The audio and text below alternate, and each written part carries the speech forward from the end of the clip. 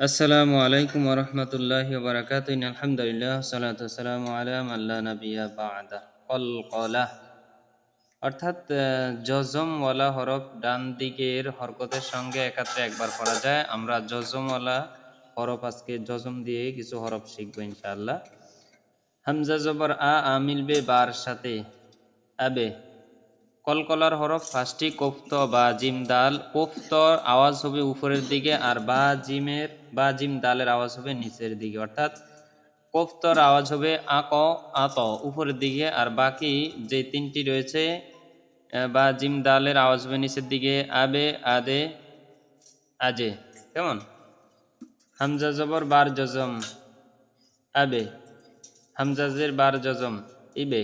হামজার পেশ বার জজম ওবে। হামজা জবর তার জজম আত। হামজাজের তার জজম ইত। হামজার পেশ তার জজম উত। হামজা জবর সার জজম আস। হামজাজের সার জজম ইস। হামজার পেশ সার জজম উস। হামজা জবর জিমে জজম আজে। হামজাজের জিমের জজম ইজে। হামজার পেশ জিমের জজম উজে। হামজা জবর হার জজম আহ। হামজাজের হার জজম ইহ। হামজার পেশ হার জজম ওহ। হামজা জবর খর জজম আখ। হামজাজের খর জজম ইখ। হামজার পেশ খর জজম উখ। হামজা জবর দালের জজম আদে। হামজাজের দালের জজম ইদে। হামজার পেশ দালের জজম উদে। আদে ইদে ওদে। সূরা যেমন সূরা ইখলাস যখন আমরা পড়ি কুল হুয়াল্লাহু আহাদ, আহাদ না আহাদে।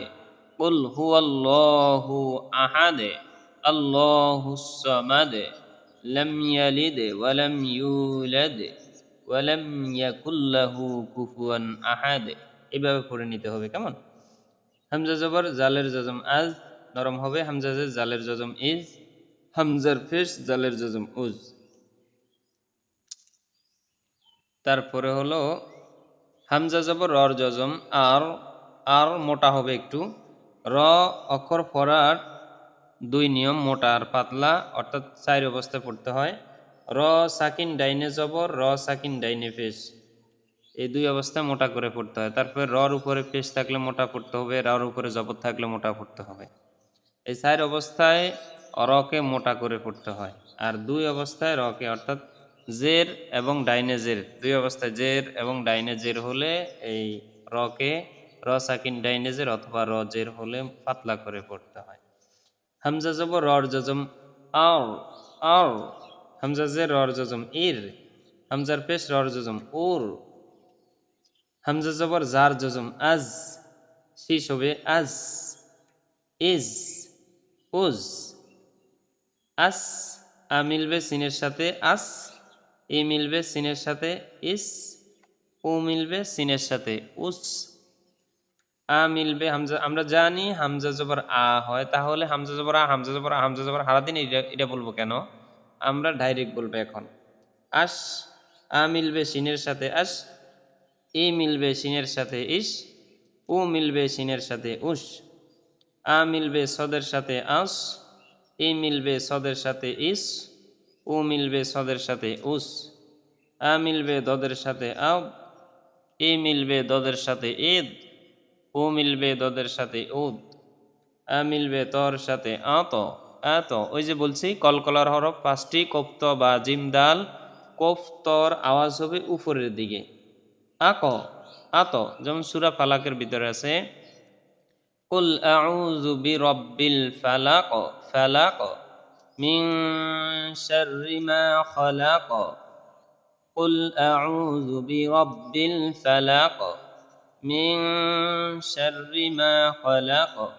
যেমন তো আছে আল্লাযী আত'আমাহুম, আল্লাযী আত আতনা, আল্লাযী আত'আমাহুম এভাবে বলা যাবে না। আল্লাযী আত'আমাহুম মিন জু', আল্লাযী আত'আমাহুম মিন জু'। আ মিলবে তর সাথে আত। ই মিলবে তর সাথে ইত। উ মিলবে তর সাথে উত। আ মিলবে জর সাথে আজ। ই মিলবে জর সাথে ইজ। উ মিলবে জর সাথে উজ। এইভাবে পড়ে নেবেন। বাকি হরফ যেগুলো রয়েছে ওগুলা দিয়ে আপনারা ট্রাই করবেন বা চেষ্টা করবেন। এই ছিল আজকে আমাদের ভিডিও। তবে আমি বিশ্বাস করি শুরু থেকে শেষ পর্যন্ত ভিডিওগুলো যদি দেখেন আপনি, আমি একটু ভিন্ন রকমভাবে বলেছি না? যেমন হামজা জবর আমরা এখন আর হামজা জবর বলবো না, আমরা এখন ডাইরেক্ট বলবো।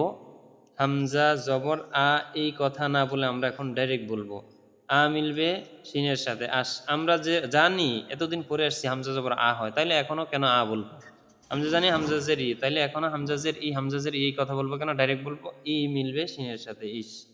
ঠিক আছে, এখন ডাইরেক্ট বলার চেষ্টা করে একটু ভিন্ন রকমভাবে আমরা পড়াবো ইনশাআল্লাহ। কারো কোনো প্রশ্ন থাকলে বা থাকলে আমাদেরকে কমেন্ট বক্সে জানিয়ে দিতে পারেন। আমাদের টিম আপনাকে সহযোগিতা করবে এবং উত্তরটি দিয়ে দিবে। ধন্যবাদ। আসসালামু আলাইকুম রহমতুল্লাহ।